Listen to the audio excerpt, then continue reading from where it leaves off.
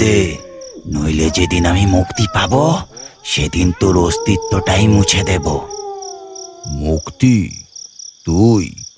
তোর মতো অপশক্তির মুক্তি হয় না, বন্দি হওয়াটাই তোর নিয়তি। তুই আগুন নিয়ে খেলছিস শঙ্কর, নিজের শেষ নিজেই ডেকে আনছিস। কাজটা কিন্তু তুই ঠিক করছিস না। আমি ভুল করছি?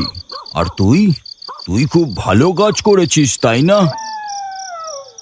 4 জন নিরপরাধ যুবকের প্রাণ নিয়ে তুই খুব ভালো কাজ করেছিস। তুই মরবি, তুই আমার হাতেই মরবি শঙ্কর তান্ত্রিক।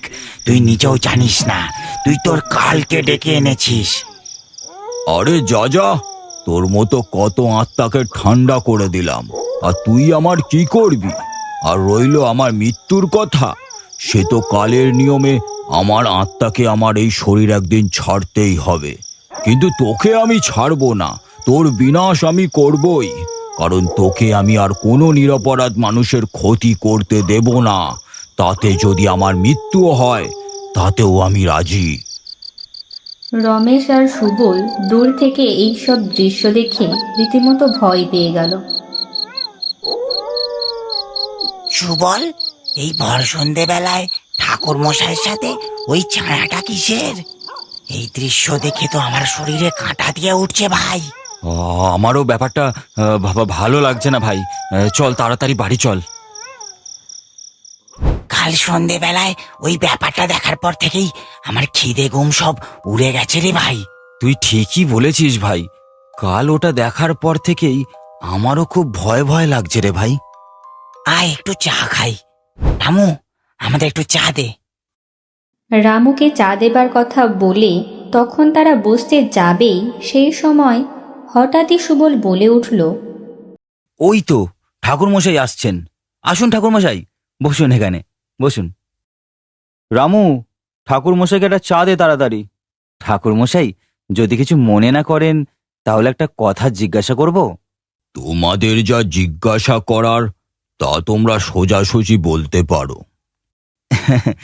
ঠাকুরমশাই, বলছিলাম যে কাল সন্ধ্যাবেলায় আপনি যখন ফিরছিলেন তখন আমি আর রমেশ দেখলাম আপনার পিছনে পিছনে একটা ছায়ামূর্তি আপনাকে অনুসরণ করছে, আর আপনিও যেন তার সাথে কিছু কথা বলছেন। সেটা দেখে তো আমরা রীতিমতো ভয়ে দৌড়ে পালিয়েছি। হ্যাঁ, তোমরা ঠিকই দেখেছ, ওটা আসলে একটা পিশাচের আত্মা। পিশাচের আত্মা? পিশাচের আত্মা কথাটা শোনার পরই যেন সবার মনে একটা ভয়ের সঞ্চার হতে লাগলো। তোমাদের ভয় পাওয়ার কিছু নেই। ওই আত্মার কোনোদিন কারো ক্ষতি করতে পারবে না, কারণ আমি ওই আত্মাকে ধ্বংস করে দিয়েছি। কিন্তু ঠাকুরমশাই, আপনি ওই আত্মাকে পেলেন কোথায়? তবে শোনো, আজ থেকে 3 দিন আগে আমি একটা কাজে পাশের গ্রাম রতনপুরে গিয়েছিলাম। কাজ সেরে আমার ফিরতে ফিরতে সন্ধে হয়ে যায়।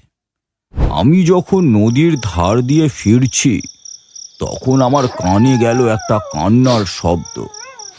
এই ভর সন্ধে বেলায় এই নির্জন নদীর তীরে বসে কে কাঁদছে? একবার বরং এগিয়ে গিয়েই দেখি কেউ কোনো বিপদে পড়েছে কিনা। তারপর কিছুটা এগিয়ে যেতেই আমি দেখলাম একটা 20-22 বছরের যুবক নদীর তীরে বসে কাঁদছে, আর তার হাতে একটা কাঁচের শিশি, যেটাতে আছে কিছুটা তরল। এটা দেখে আর আমার বুঝতে অসুবিধা হলো না যে সেটা ছিল বিষ। আর সেই ছেলেটা আত্মহত্যা করতে যাচ্ছে। সে নিজের মনেই বলছে, আমি বাঁচতে চাই, কিন্তু আমি জানি তুমি আমাকে বাঁচতে দেবে না। আমি আর এই কষ্ট সহ্য করতে পারছি না, তাই আমি আজ নিজেকে শেষ করে দেব। হে ঈশ্বর, আমি জানি আত্মহত্যা করা মহা পাপ, কিন্তু আমার কাছে আর কোনো উপায় নেই, তাই তুমি আমায় ক্ষমা করো। এই বলে ছেলেটা যখন শিশিটা খুলে বিষটা গলায় ঢালতে যাবে তখন আমি একটু ধমক দিয়েই বললাম, এই ছোকরা, এটা তুমি কি করতে